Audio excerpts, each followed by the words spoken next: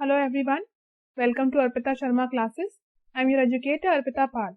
So today in the course in which we are discussing the previous year's questions of Civil Services Prelims Examination, today we will be discussing the question paper of 2018. इससे पहले हम लोग 2017 तक के question papers जो हैं उसमें जो इंडियन पॉलिटी के क्वेश्चन है वो एनालाइज कर चुके हैं. सो आज हम लोग 2018 के क्वेश्चंस देखेंगे कि इंडियन पॉलिटी के किस तरह के क्वेश्चंस पूछे गए हैं और उनके सॉल्यूशंस देखेंगे. But before beginning, there is an important announcement for you all. As Prelims 2021 is round the corner and time is limited, Unacademy has come up with new batches for your UPSC CSE preparation. Now you can complete your UPSC CSE preparation with dedicated batch courses starting 21st December 2020. So get your subscription now and get 10% instant discount by using the code SHARMA20. The batches are in Hindi, English and bilingual language. Complete your UPSC CSE preparation, which is guaranteed on Unacademy Plus by India's top educators. Complete UPSC CSE preparation will be done with structured schedule and test series. India's top educators are teaching on Unacademy Plus, so don't miss the opportunity. Arpita Sharma ma'am is also taking history batches, so you can use the code SHARMA20 and avail 10% discount. So enroll today. The link for the same is given below the video. Now let's begin with 2018 question paper analysis. So first question discuss करते हैं 2018 का. In the first Lok Sabha, the single largest party in the opposition was the Swatantra Party. In the Lok Sabha, a leader of opposition was recognized for first time in 1969.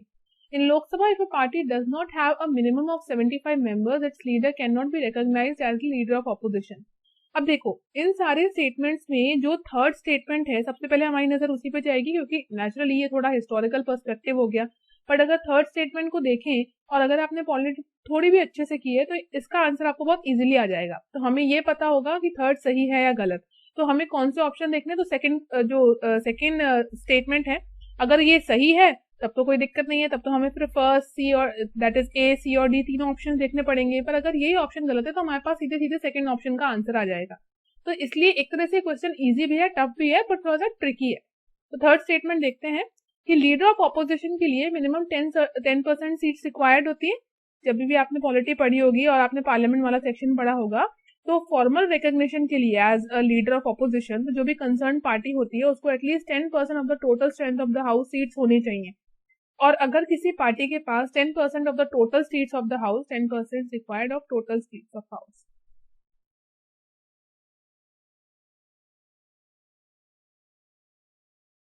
और अगर 10% seats नहीं है तब आप leader of opposition नहीं बना सकते. अब 10% का मतलब क्या होगा, अगर 550 की स्ट्रेंथ है तो 550 का 10% इज 55, तो मतलब 75 तो बिल्कुल भी आंसर नहीं है, हेंस 3 इज इनकरेक्ट. अब जब थर्ड स्टेटमेंट इनकरेक्ट है, हमसे पूछा है कौन सा करेक्ट है. थर्ड इनकरेक्ट है मतलब फर्स्ट एंड थर्ड आंसर नहीं होता, सेकंड एंड थर्ड आंसर नहीं हो सकता, फर्स्ट सेकंड और थर्ड भी नहीं हो सकता. आंसर क्या हुआ, सीधे सीधे सेकंड स्टेटमेंट. तो आपको हिस्टोरिकल पर्सपेक्टिव भी जानने की जरूरत नहीं थी यहाँ पे, सीधे अगर आपने थोड़ी भी पॉलिटी अच्छे से पढ़ी है आपका आंसर आ जाता. फिर भी हम लोग बाकी स्टेट्स में देखते हैं कि जो फर्स्ट लोकसभा इलेक्शन थे 1952 में हुए थे, which were won by Congress by a majority of 364 out of 489 members. Communist party ने 16% सीट्स जीती थी और जो कांग्रेस पार्टी थी उनको 45% सीट्स मिली थी. स्वतंत्र पार्टी जो थी दैट वाज इन पोजीशन और in was functioning between 1959 to 1974. ठीक है. तो लीडर ऑफ ऑपोजिशन जो है, सबसे पहले लीडर ऑफ ऑपोजिशन बने थे वो इंडियन नेशनल कांग्रेस के ही थे जो कि 1969 में रिकॉग्नाइज किया था. तो in Lok Sabha leader of opposition was recognized for the first time in 1969 who was Ram Subhag Singh. Right. So the answer would be 2 only, क्योंकि नेचुरली हमने देख लिया है कि बाकी फर्स्ट और थर्ड तो इनकरेक्ट ही है. सो the answer is correct which is second only. Now, the Parliament of India can place a particular law in the 9th schedule of the Constitution of India. The validity of a law placed in 9th schedule cannot be examined by any court and no judgment can be made over it. Now, अब अगर आपने again polity आपने अच्छे से पढ़ी है तो इसका आंसर भी आपको आ जाएगा. See, the Parliament of India 9th schedule जो है that was placed in the Parliament, जो जवाहरलाल नेहरू जी की गवर्नमेंट थी उन्होंने फर्स्ट कॉन्स्टिट्यूशन अमेंडमेंट करके 1951 में 9th schedule इंक्लूड किया था कॉन्स्टिट्यूशन में. and the government was basically interested in land reform. So land reform measures को implement कराने के लिए 9th schedule को add किया गया था and which provides protection under Article 31B. तो 31B के या फिर 9 शेड्यूल में जो आर्टिकल्स आ जाते हैं they are not or they are basically initially they were not a part of the judicial review कि 9 शेड्यूल के जितने भी clauses होंगे उनको judicial review नहीं एक्ट करता था.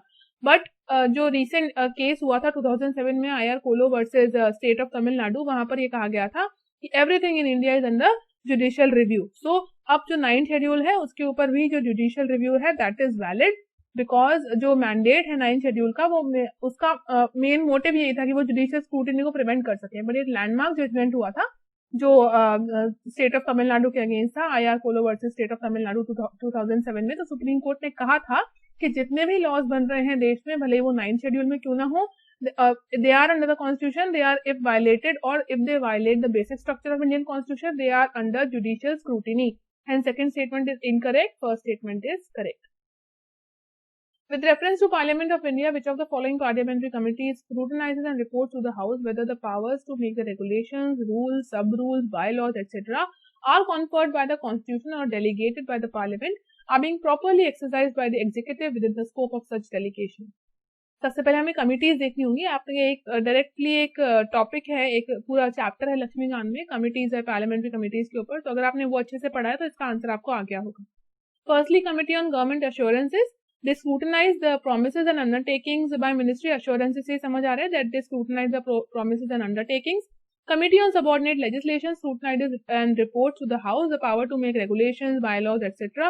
So the answer is Committee on Subordinate Legislation, क्योंकि जो रूल्स कमेटी है वो तो रूल्स ऑफ प्रोसीजर और कंडक्ट ऑफ बिजनेस के साथ डील करती है, whereas the business advisory committee जो है वो जो इंपॉर्टेंट सब्जेक्ट्स है उनके साथ डील करती है जो कि पार्लियामेंट में डिस्कस करने. So the answer is B. Sorry. Next is regarding the money bill, which of the following statements is not correct. यहाँ पर ये क्वेश्चन में जरूर ये देखिएगा कि नॉट पूछा है या करेक्ट पूछा है. A bill shall be deemed to be a money bill if it contains only provisions relating to imposition, abolition, remission, alteration or regulation of any tax. First statement. The second statement is a money bill has provisions for custody of the consolidated fund of India or the contingency fund of India. यहाँ पर दोनों का पूछा है, consolidated and contingency. A money bill is concerned with the appropriation of monies out of the contingency fund of India. A money bill deals with the regulation of borrowing money or giving any of the guarantee by the government of India.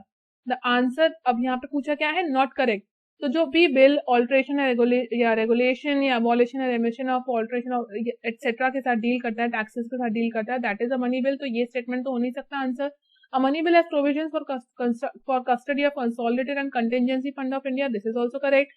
A money bill is concerned with the appropriation of monies out of contingency fund of India. यहाँ पर contingency fund पूछा है. So answer is 110 article 110 clause 1 क्या कहता है? The appropriation of money out of the consolidated fund of India is under the money bill. So C would be answer, क्योंकि ये contingency नहीं consolidated fund होना चाहिए था, इसलिए this is incorrect. With reference to the election of the President of India, consider the following statements. The value of vote of each MLA varies from state to state.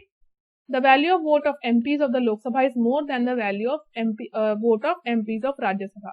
अब देखो, value of vote of an MLA तो definitely change होगी से with respect to demography, with respect to the population of a state.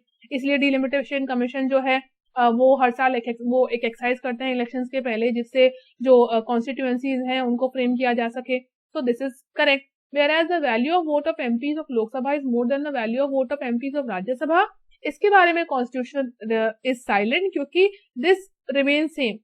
ये कहीं mention नहीं किया गया है या ये नहीं कहा गया है. हम देखें तो value of vote of an MP जो है वो लोकसभा राज्यसभा की सेम ही रहती है. किसकी ज्यादा है ये कॉन्स्टिट्यूशन में मेंशन नहीं किया गया है. It is not mentioned in the constitution. The constitution is silent on this statement and hence the answer would be 1 only. Next is the Speaker of Legislative Assembly shall vacate his or her office if he or she ceases to be a member of the Assembly. Whenever the Legislative Assembly is dissolved, the Speaker shall vacate his or her office immediately. अब Article 179 provides that there shall be a Speaker of the Legislative Assembly. यहाँ पे state की बात हो रही है. वैसे state और सेंटर के केस में स्पीकर के जो पावर्स हैं they are almost the same. So Article 179 deals with the Speaker of Legislative Assembly who is elected in the very first session of a new legislative assembly, right? तो speaker और deputy speaker जो है सबसे पहले उनको elect कर लिया जाता है फर्स्ट सेशन में ही. He or she shall vacate his or her office if they cease to be a member of the assembly. Now, अब यहाँ पर क्या पूछा है कि अब क्योंकि नेचुरली अब अगर वो मेंबर नहीं रहे असेंबली के तो उनको अपना हाउस भी वेकेट कर देना चाहिए. So this is correct. Whenever the legislative assembly is dissolved, the speaker shall vacate his or her office immediately. This is incorrect क्योंकि जब तक नया स्पीकर नहीं इलेक्ट कर लिया जाता तब तक जो पुराने स्पीकर हैं वो अपने ऑफिस में रहते हैं, इसलिए second statement is incorrect. Answer would B A only. Which of the following are regarded as the main features of rule of law?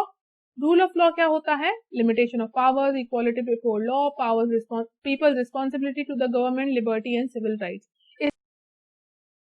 Now, which of the following are regarded as the main features of rule of law? Limitation of powers, correct. Equality before law, correct. People's responsibility to the government, is it rule of law? People's responsibility to the government? Well, जो law है वो तो सब पर equally apply होना चाहिए. It is not basically people's responsibility to the government.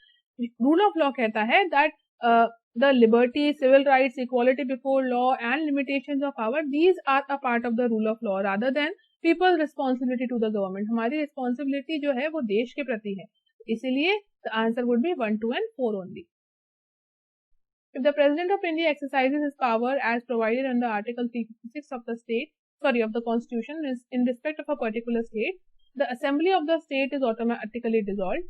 The powers of the legislature of that state shall be exercised or under the authority of the Parliament. Article 19 is suspended. President can make laws relating to the state. ये question हमने कल भी discuss किया था, अगर आपने देखा हो, अगर आपको ध्यान हो तो सिमिलर क्वेश्चन पहले 2017 में भी पूछा गया है. असेंबली ऑफ द स्टेट जो होती है वो या तो डिसॉल्व कर सकते हैं प्रेसिडेंट या फिर सस्पेंड कर सकते हैं. जरूरी नहीं है कि डिसॉल्व ही ऑटोमेटिकली डिसॉल्व हो जाए. It's up to the president, क्योंकि प्रेसिडेंट रूल लग रहा है. Powers of the legislature of the state shall be exercised by और under authority of the parliament. This is correct. क्यों? क्योंकि जो पावर्स हैं सारी की सारी स्टेट की वो सारी यूनियन पार्लियामेंट के अंडर आ जाती हैं, इसलिए यूनियन पार्लियामेंट है उसके बाद स्टेट को वही गवर्न करती है during a president's rule. Article 19 suspend नहीं होता. President can make laws relating to the state. President नहीं, parliament can make laws relating to the state. So the answer would be 2 only. Right to privacy is protected as an intrinsic part of right to life and personal liberty. Which of the following in the Constitution of India correctly and appropriately imply the above statement? Article 14 and provisions under Article 40 under the 42nd Amendment of Constitution. Right to privacy की बात हो रही है. Right to privacy की अगर बात करें तो अगस्त 24, 2017 में 9 जज बेंच ने कहा था कि right to privacy is a fundamental right under article 21. तो ये सीधे सीधे करंट अफेयर्स का क्वेश्चन था. अगर 2017 के करंट अफेयर्स जिन्होंने ध्यान से पढ़े होंगे उनको ये आंसर आ गया होगा.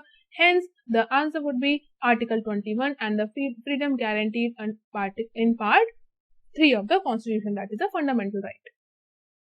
So this is it from today. If you are liking the lessons, do like and share and be benefited from the following. Thank you.